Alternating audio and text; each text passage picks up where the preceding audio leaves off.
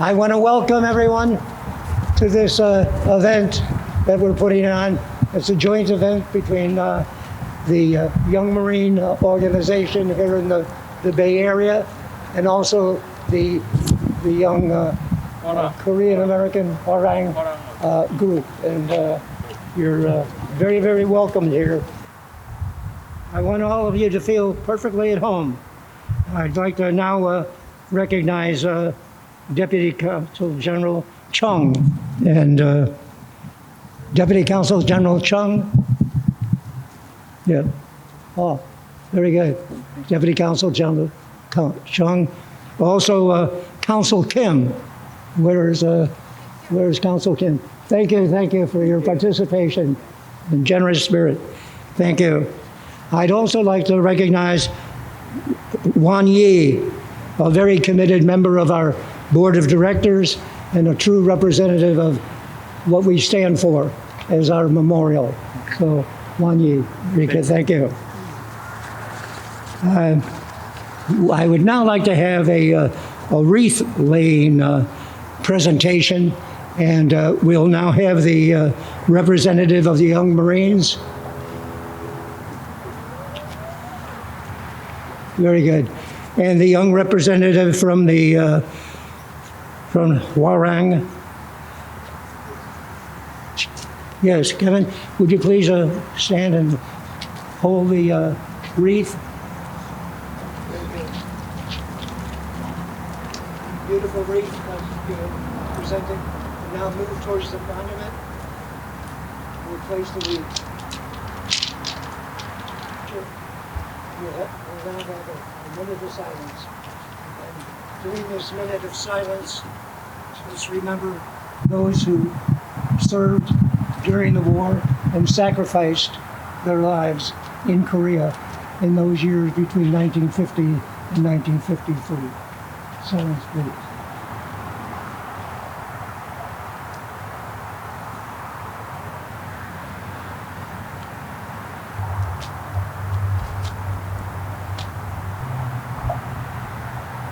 Thank you for that special moment. Please withdraw to your ranks. Thank you. I'm very aware of this great occasion, having a group from representing Korean youth. It's a historically important group representing members of the society throughout the world. It has its origins in the Silla period of your historical background, and you're very, very much in my mind. The principal purpose of your organization is to encourage peace and humanitarian ideals. And I'm mightily impressed with your historical association over the recent past. And we'd now like to have introductions of each member of your organization. We'll have introductions of the Young Marines. Young Marines?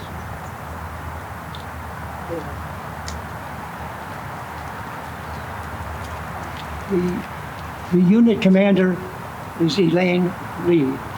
Elaine. Thank you. I really didn't expect to be here like this. I'm a little short here. You good? Okay. Good morning. So I'm the unit commander for the Golden Gate Young Marines. The program was chartered in 2002. I've been with the unit since 2016, and I was elected as the unit commander in March 2020, right before the pandemic. The Young Marines program is a national, nonprofit 501c3 youth education and service program for boys and girls age 8 to graduating high school. The mission of the program is to strengthen the lives of America's youth okay, by teaching them academic achievements, self-discipline, community service, honoring the veterans, and developing and, living a healthy and drug-free lifestyle that is conducive to the community. Our focus is in leadership development and also to promote a drug-free lifestyle. The program, the Golden Gate Young Marines is the only unit in the Bay Area. We are funded, we staffed by volunteers. Like myself, I'm a volunteer, as well as I have other adult volunteers here representing the unit. We are completely funded by fundraisers and community donations as well, such as the Marine Corps League, they fund us, American Legions, the Elm Foundation, Lone Tree Cemetery, the USS San Francisco, are some of the organizations that donate to us. So we're very honored to be here to recognize the veterans, the Korean veterans that has given up their lives. And I'm very honored to be here. Yes. Introduce the members. So the Young Marines we have here there are 8 Young Marines. I have Corporal Krishna, Private First Class Siho, Private First Class Rip, okay, Lance Corporal Cuellar, Private Ramirez, Lance Corporal Munoz D, Lance Corporal PFC Munoz, and Corporal Nunez. Very good. So they volunteered to be here to honor the Korean war heroes. Very good. Thank you.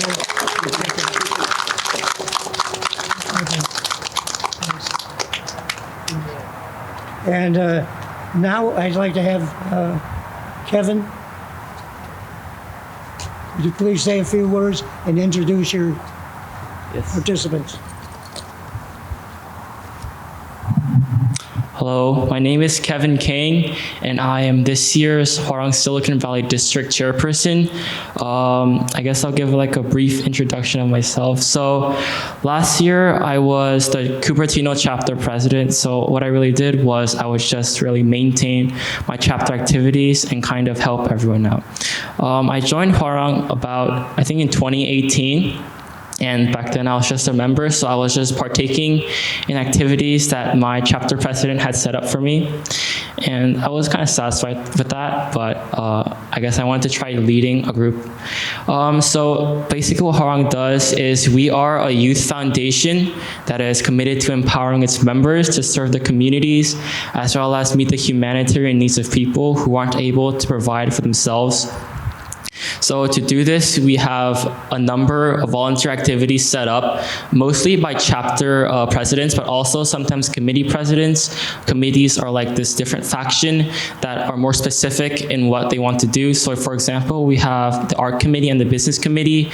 The art committee is more in like doing art, in like putting on brochures, and the business committee is right now, like last year we weren't able to do anything much because of the pandemic, but the years before that we visited a lot of business establishments like NVIDIA to see how everything worked.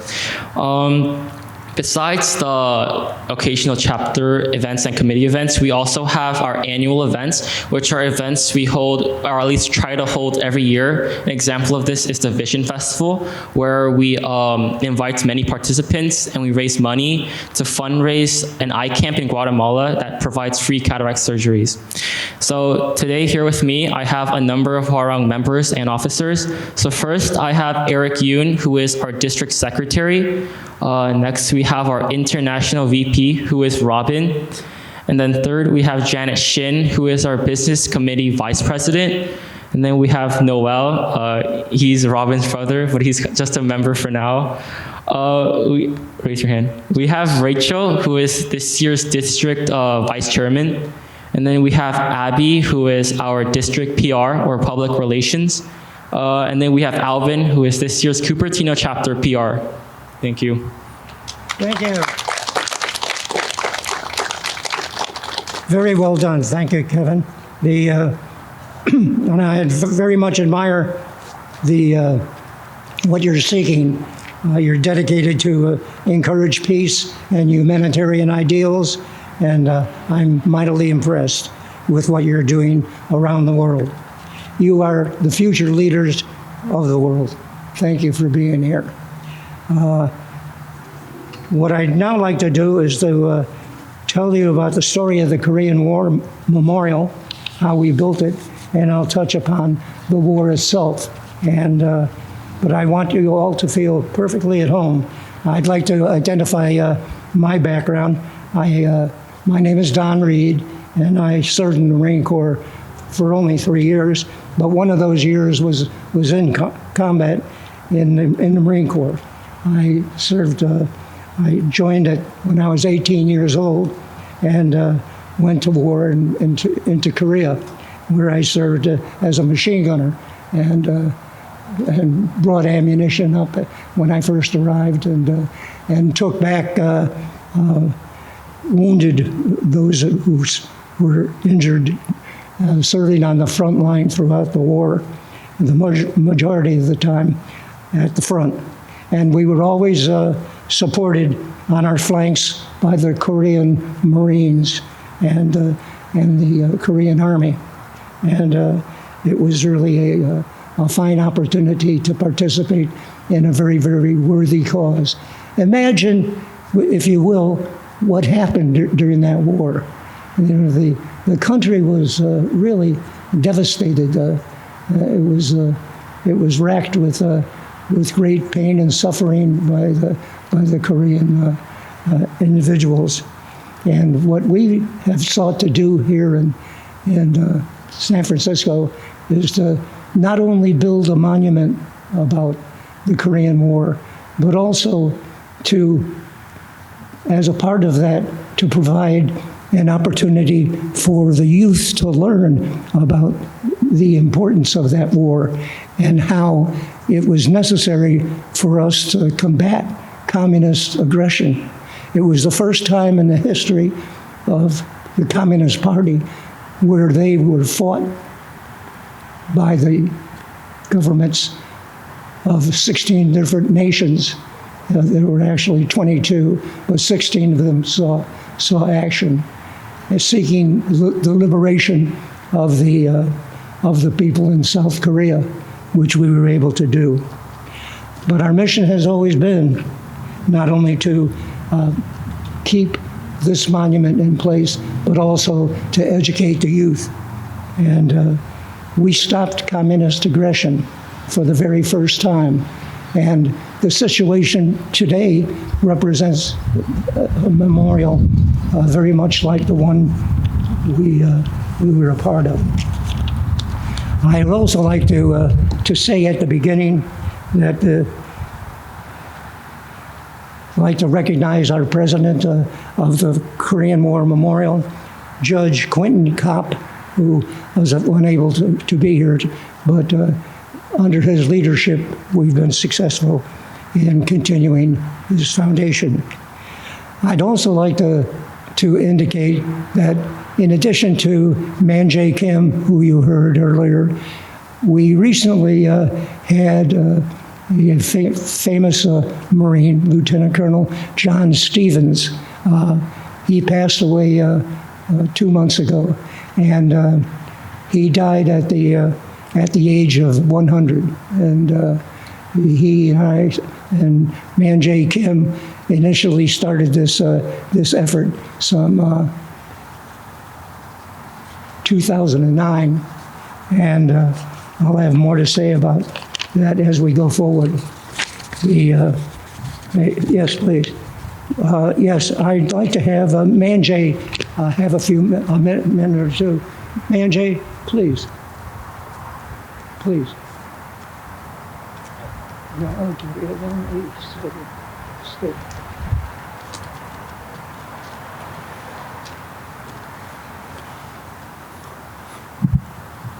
my wife just asked me, and she texted me of the information. So I sing a Korean national anthem called 애국가, right? And Mr. Don Reed sing American national anthem, Stars and Spangled. So I want to know your opinion. Who sing better? First, Mr. Don Reed, raise your hand. 2, 3, 4, 5, 6. 1, 2, 3, 4, 5, 6, 7, 8, 9, 10, 11. Okay, 11. And then 애국가, who sing better? Oh, no? Okay. Okay, you sing better, huh? Okay, okay. I don't have anything too much to say. I just want to say one simple, okay? To make this comment, I have to cover my mouth, okay? Hold on. Okay.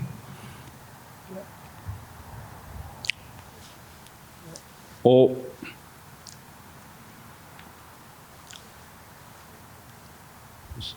Okay, so I cannot talk. So look at me here.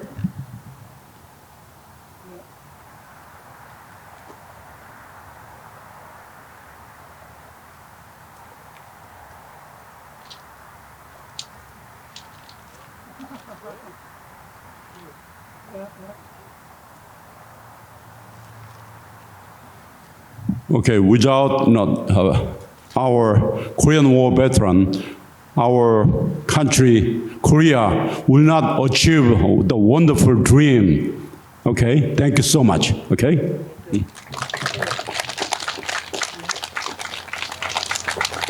Thank you, Manjay. Manjay came to the United States around 40 years ago, and he came without any funds, but he was a veteran of the Korean Army. He went into business, and he's been a tremendous success. But he never lost sight of the fact that he was Korean, representing a Korean point of view. And I have nothing but admiration for you, Manjay. You're a great man. There were 5 stages of the Korean War Memorial, and we had. When we founded us, the 3 of us, John Stevens and I, got together and we said the first thing we need is someone who's really a leader in the Korean community. And we were fortunate to obtain the services of Manjay Kim, who has stayed by our side steadfastly. And we also identified a need to obtain a good spokesman, representative.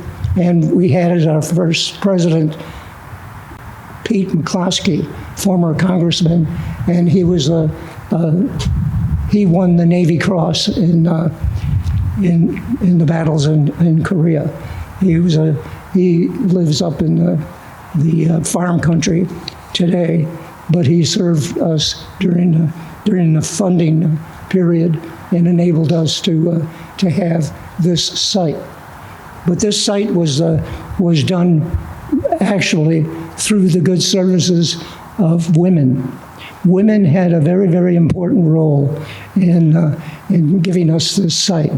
And we would not have been able to achieve this site were it not for Charlotte Schultz, the widow of George Schultz, the former Secretary of State.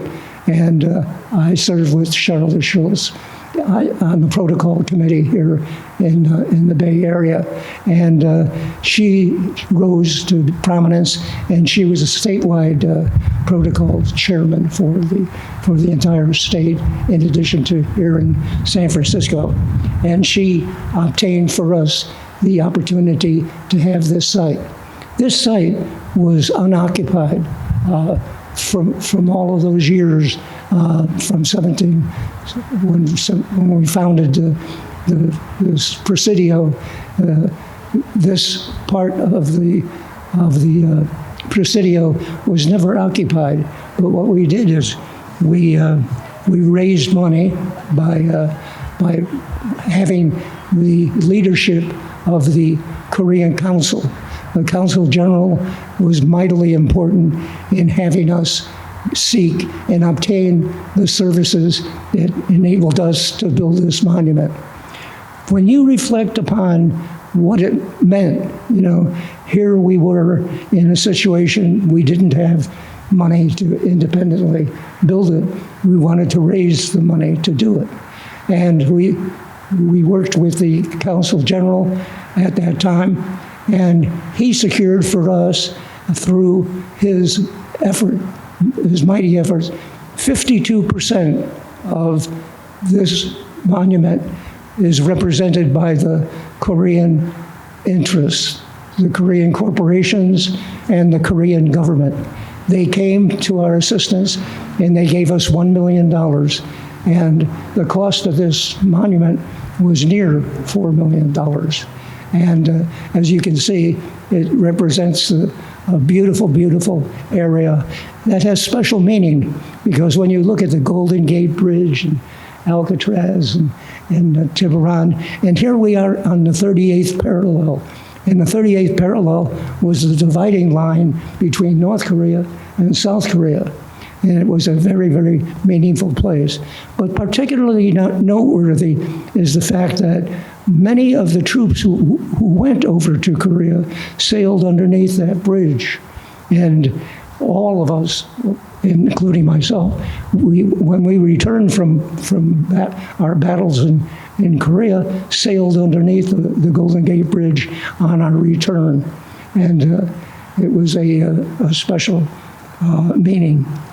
It took us a year to build the monument, and it went through many efforts in terms of how people passed on, and a number of the notables were a part of this undertaking. We had the mayors, Mayor Lee. Mayor Lee accompanied me, or I accompanied Mayor Lee in a visit to Korea, where we met the corporate leaders and the corporate heads of the various cities in the country.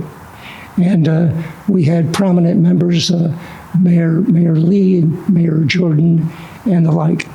And they were very, very responsible for leading a complete, dedicated effort. And what we now have, we have a completed monument, a monument that was opened in 2016, and it's been a wonderful accomplishment. And what is now evident is we now have the second part of that commitment, not only to build a monument, but also to tell the youth of the world how important that monument is. And you represent the second part and the completion of that effort, which is great. And now I'd like to talk, but first I'd like to say I want both of your groups to get together. The young Marines, come over here and shake hands with the youngsters from South Korea. Please identify yourself and shake hands. Good, good, very good. Very good.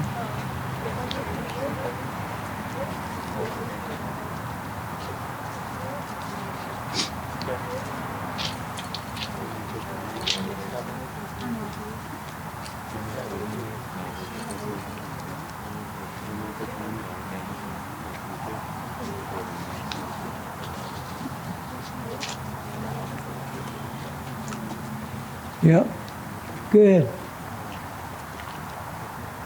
Okay, if everybody's made, okay, let's head back. Good. I'd now like to briefly touch upon the how the war was fought. There were really 5 stages of the war, and the communist aggression, and realize this, that we were ill prepared for, when I say we, the South Korean government was ill prepared to wage a terrific war. They didn't have the weapons to fight the North Koreans, and the North Koreans came with great effort, and they marched all the way down to the Pusan perimeter, and the Pusan perimeter was only 35 miles in circumference, and the General MacArthur asked for the assistance of the UN, secured that, and asked for volunteers and those who were able to resist the communist aggression, and the Marines sent over a fighting brigade at that time, and they fought for 6 weeks around August and September early September in 1950, and we were successful in pushing the North Koreans back. And General MacArthur thought we should go into Seoul by way of the Incheon landing. And the Incheon landing was really purposeful, and it surprised the North Koreans and really put them in a position where they were seeking to go back to North Korea.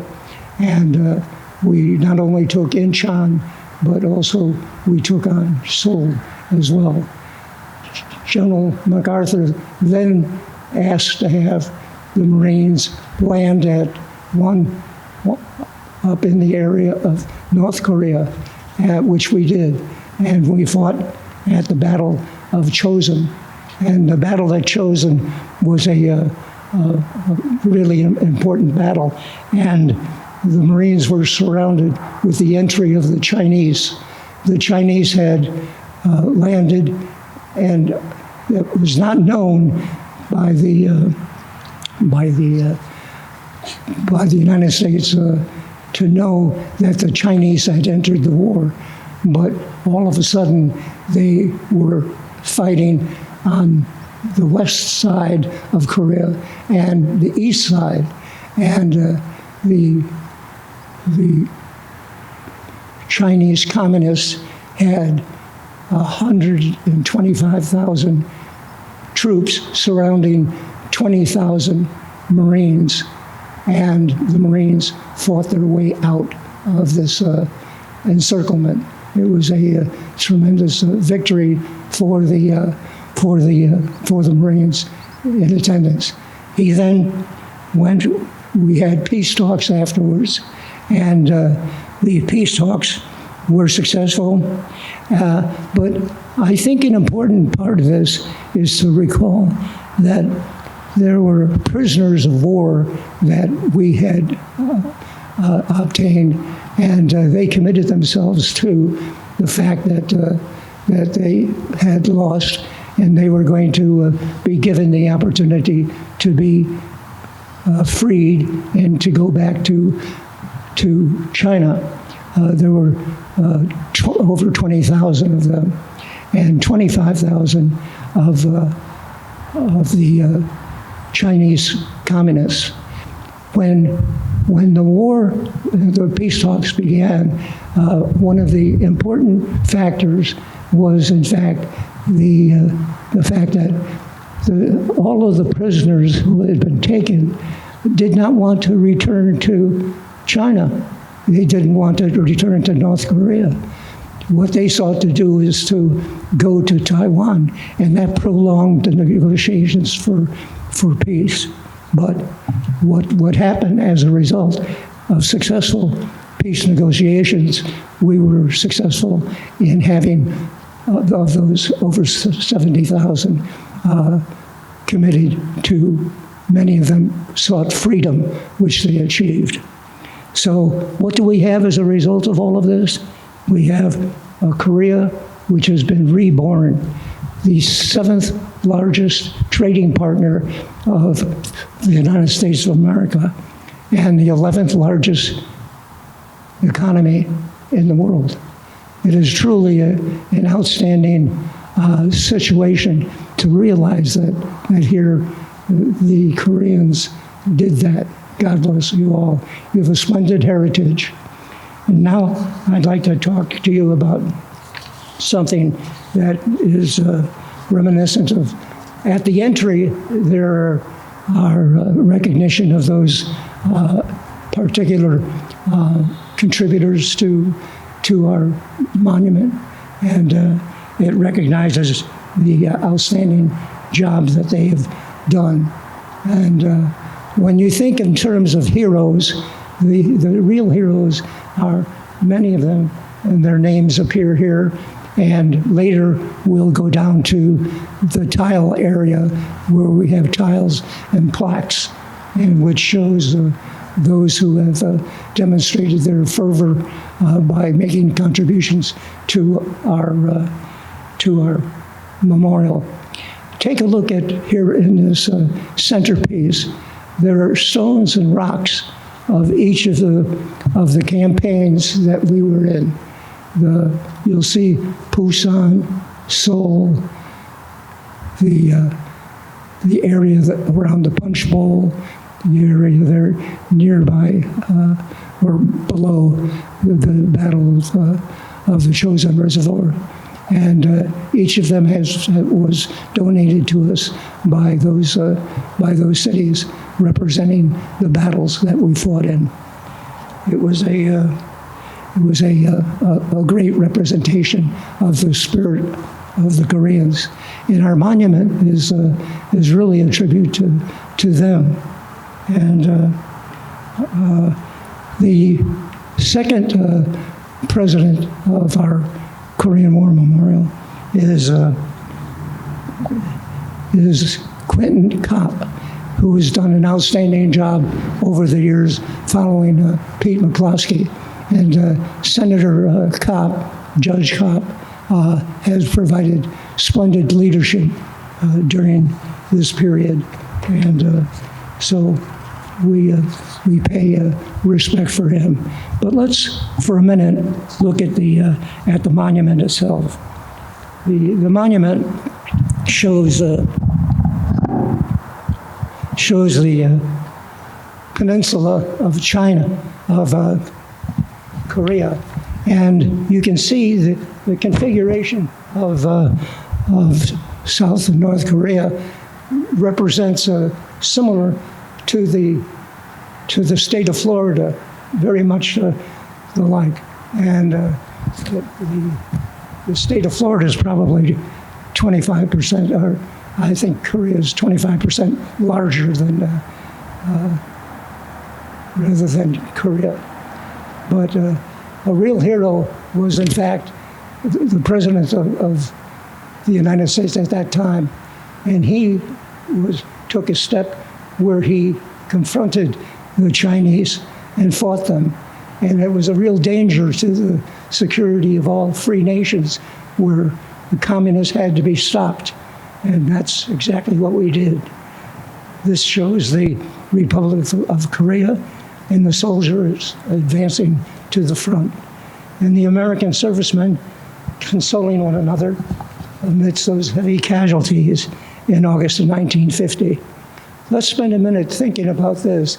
This represents Item Company, A Company of the 5th Marine Regiment, and they're landing at Incheon. The gentleman who's at the top is First Lieutenant Barromeo Lopez, and he's a graduate of Annapolis, the military organization. And Barromeo Lopez lost his life within 5 minutes after this picture was taken. And he gave his life for freedom and liberty of your predecessor organization. Next, this is taken at the Battle of Incheon, and it turned the tide of the war in September 1950. This shows the U.S. troops, probably Marines, during the Korean March, and they were surrounded by 120,000. It was 9-1, 9 Chinese communists against individual Marines who fought during that period. Over here is we gained peace by fighting in Korea, and that was Dwight Eisenhower who succeeded Harry Truman, and he secured peace through those negotiations. Below this is O.P. Smith, and O.P. Smith was a major general. He led the 1st Marine Division, and he insisted that we keep together as a unit, and which we did. And instead of giving way to the Army, what we did is we marched out of there together. It was a great victory on the part of the Marines and part of the UN forces. But especially important to remember, when he came out at Hamnung, he took 100,000 civilians into South Korea, and 100,000, can you imagine? And with all of the equipment, and to the extent that we could, all of the might of our armed forces there at Hamnung, and we escaped with a great meaning. Yes. I'll be pleased to respond to any questions you may have at this time. Yeah. What we'll do now is let's walk down here. Young Marines, the other group. We'll be right back. Yeah. Let's walk down. Yeah. But before we go down, let's look at this sign, the Korean War casualties. Take a look. We lost 36,914 U.S. military, 113,000 from the Republic of Korea military, 2,768 other allied military, 316,000 over that North Korean military, Chinese military, almost 500,000. 500,000. The war only lasted three years. That was over 1 million each year.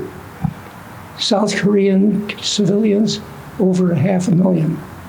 And North Korean civilians, over 1 million. So it was an incredible loss of life. 1 million people a year. Incredible. Let's follow down here. Below this stairway is a fountain, and the fountain is a testimonial to the veterans who fought during that war, and we insisted upon having this fountain. And the idea behind the fountain was we were going to have a plaque here which said, if any veteran of the Korean War drinks from this fountain, they will live to be 100 years old. And John Stevens lived to be 100. And you can see those too. So I always drink from that. So, do you understand? Good. Let's move over here.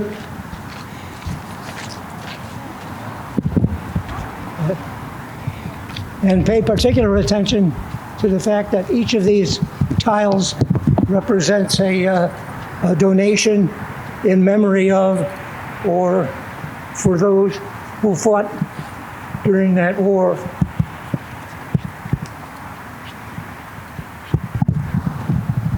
The plaques are at the top of each of the superimposed area here, and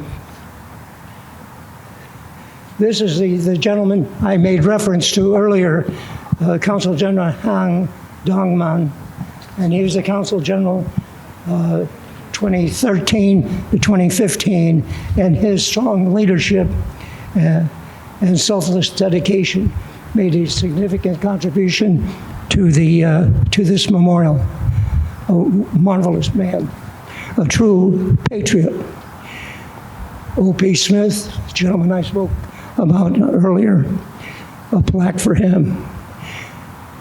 And here, this is in honor of the West Point graduates who fought in Korea, and 41 of the graduating class of West Point were received the were killed in action.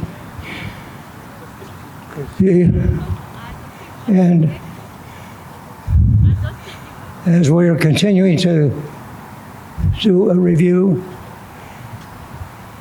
this is the Pusan perimeter where the Marines fought and held the communists back. And the leader of that was Brigadier General Edward Craig. Yeah, that was the 5th Marine Regiment.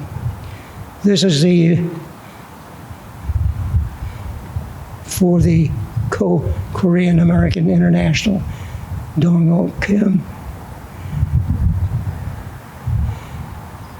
And here we have different individuals memorialized. Yes, yeah, fine. Yes, and here you'll see the vision of these two men made this great memorial possible. And that was done by our secretary, Art Curtis, and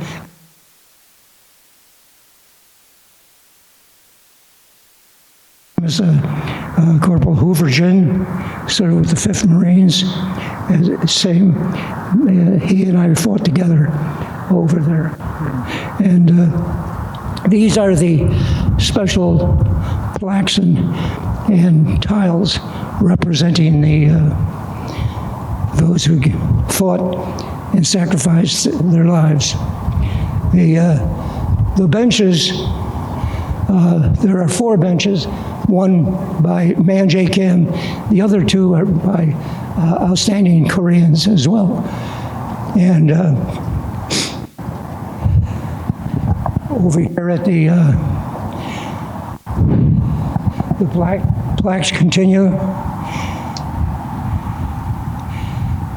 Dong Ho Lee, International Maritime. But pay particular attention, I think, upcoming is thanks for all Korean vets. And this is particularly noteworthy. We have the last person to be recognized is a bench, and this bench represents my wife, who was Korean, and she was a wonderful lady. She just departed us, and she was a really fine supporter, and she was prominent in her support for the whole of this effort. This beautiful, beautiful monument. All of the plants here represent tokens of the kinds of growth of plants in Korea. So again, my wife Helen Reed, and she served as the head of the Seoul Sister City Committee, and she was very much an inspiring part of this memorial. So let's go back up on top. We'll go this way. Yep. Good. Yeah. I think we're right on target. Yeah.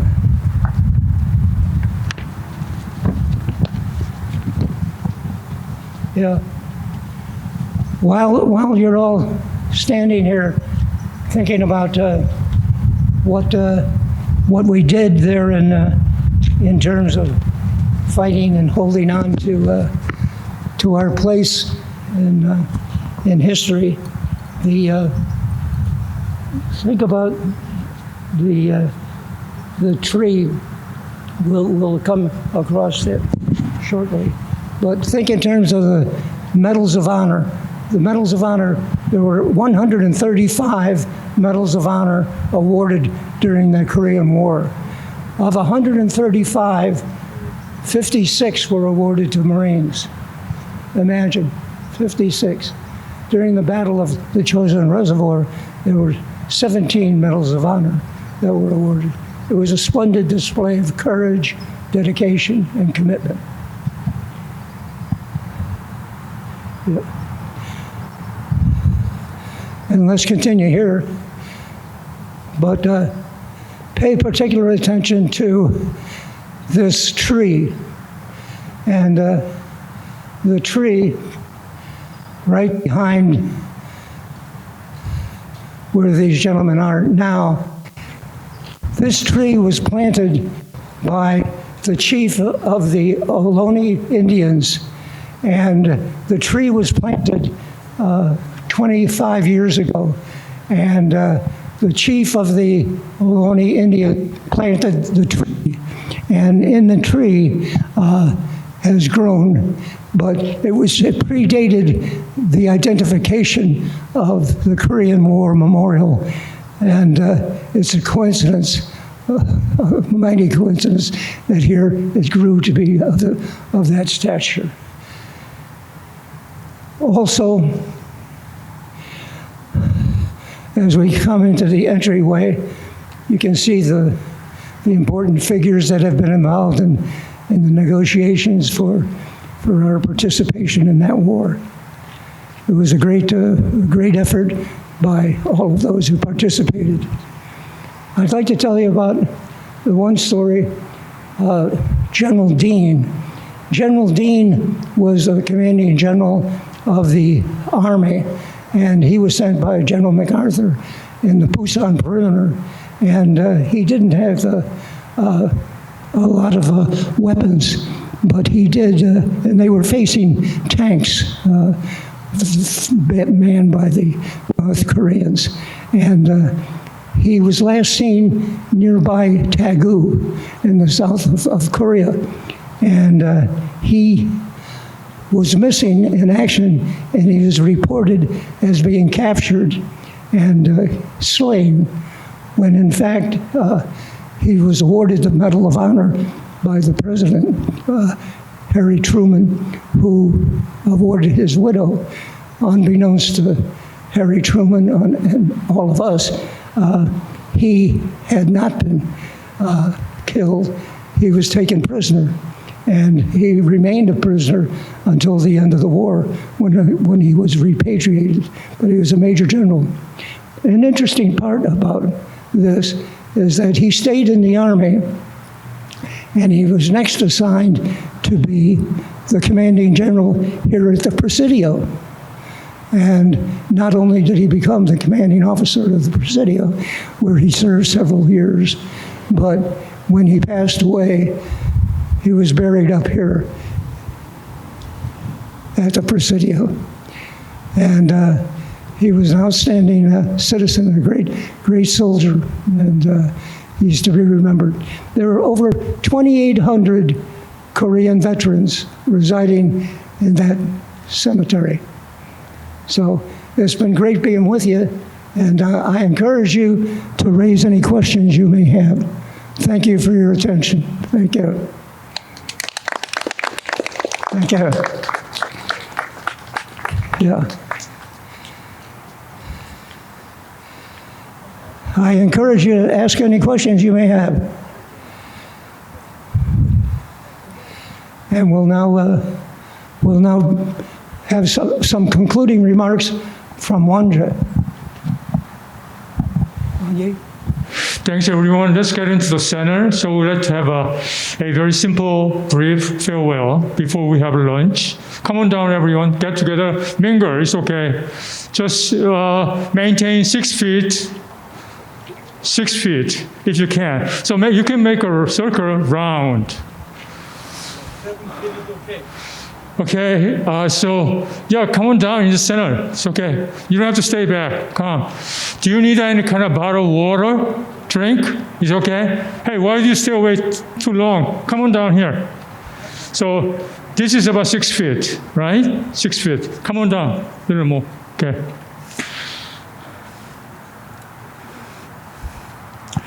Hwarang, thanks for coming to this memorial, and also the young Marines, the brave, the one, the strong one, right? Agreed? Yeah, say yes. Agreed? I can hear you. Yes, sir. Can hear you. Yes, sir. Okay, what about Hwarang? Are you strong? Are you dedicated? Say yes. Yes. I can hear you. Yes. Who's louder? Anyway, let me check. I'll give you just one more chance. Okay, say it. Yes. Say it. Yes. That's better. Yes. I could recognize Marine. But you know, I'm curious about this one. Okay.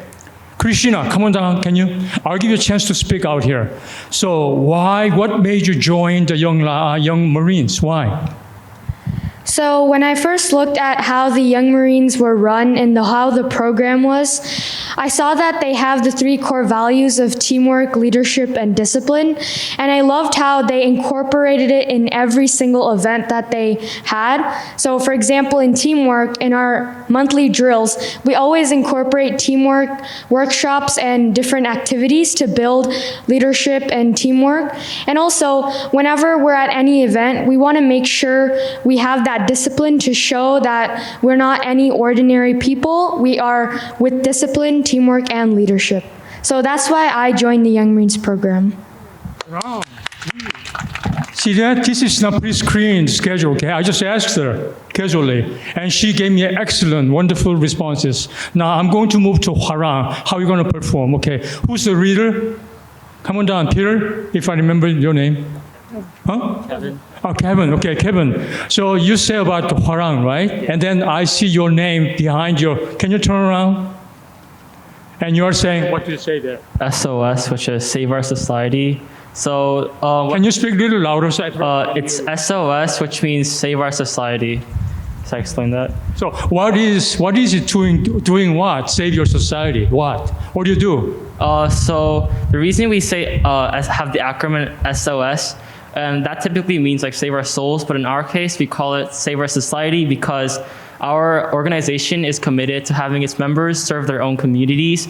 And by doing like the way we do that is we have events or volunteer events that we do to like provide for homeless shelters or provide education for people who aren't able to provide for themselves. And yeah, we do this by like the last year we did it online because of COVID restrictions, but we usually do it in person. For homeless shelters, we go onto the site, we collect like blankets and undergarments from all our chapter members, and we bring it to the homeless shelter, and we donate it there. Thank you, Mechi. Round of applause, everyone. Peter, Kevin, you just made it 59 seconds. Excellent. Remember, when you speak public, always make it less than 1 minute, okay? Yes. Thank you very much, okay. Now, I gave you the kind of a thing. Do you recognize this song? Do you? Have you ever sung this song? You did, right? I can hear you. Yes, sir. Hwarang. Not yet? Okay, you're going to. Okay. Now I'm going to make my speech in 2 minutes. Okay. See, when you do something, somebody says something, don't pay attention. Forget it, okay? Now, let me ask you one question. Okay. How many young soldiers lost their lives during the Korean War? Anyone? Anyone wants to try? You gotta pick reward, okay? But when you face these kind of sudden questions, don't worry about it. There's no stupid questions. There's no stupid responses. So I'll give you a chance. Okay, how many people, how many soldiers, they lost their lives? Okay. 2 million?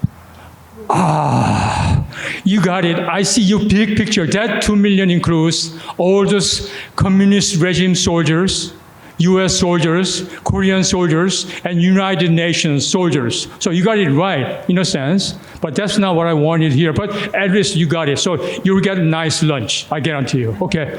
Now, who else? You want to try? Okay. What is your name? My name is PSC Rip, and I'm gonna 3.2 million. That's too much. That includes World War II, World War I, Korean War, Hellenic War, Peloponnesus War, every war included. Okay. Now I'll give you one more chance. Who? Because you're here to see the facts. The fact of the matter is that how many people sacrificed or donated their lives? You should know, right? Okay, how many? Okay, I'll give you, Kevin, a chance that you make an 500,000. close. Okay, see, first, my apologies, because I wasn't clear in my question. So my question was, how many U.S.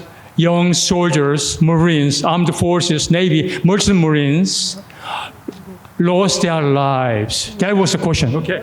I think it said 350,000. Good luck. Okay. Yes, 37,000. you are disqualified. Okay, so that's the correct answer. 37,000 people lost their lives. When I had a chance to Shenandoah Park, National Park near Virginia, I saw a mark in a small town that says, John Markowitz lost his life when he was 19 years old. So he donated his life, right? Okay. Now, John has worked so hard. As you see, he is the one, sometimes in USA, people understand better when you talk about money, right? Okay. John donated, Mr. Don Reed donated $250,000 for this memorial. He did. That means he made more donation than Samsung, LG Corporation. Okay? So he made more donation. And then that gentleman who has loud, kind of voice, that he made $100,000. So both of these gentlemen have a similarity. That means action speaks louder. Can you give me a round of applause, everyone? Okay. Now, without further ado, let's sing this song. And then the verse means everything. How much we are blessed in living in the United States. Okay? So I'll try to get the low key. God bless America, land that I love. Stand beside her and guide her through the night with a light from above. From the mountains to the prairie, to the ocean, where it falls. Okay. God bless America, my home, sweet home. God bless America, my home, sweet home. Thank you very much. Thank you for coming. Thank you. Well done. Yes, indeed. Thank you all for your attention and participation. Let's break for lunch. Take care. Let's go.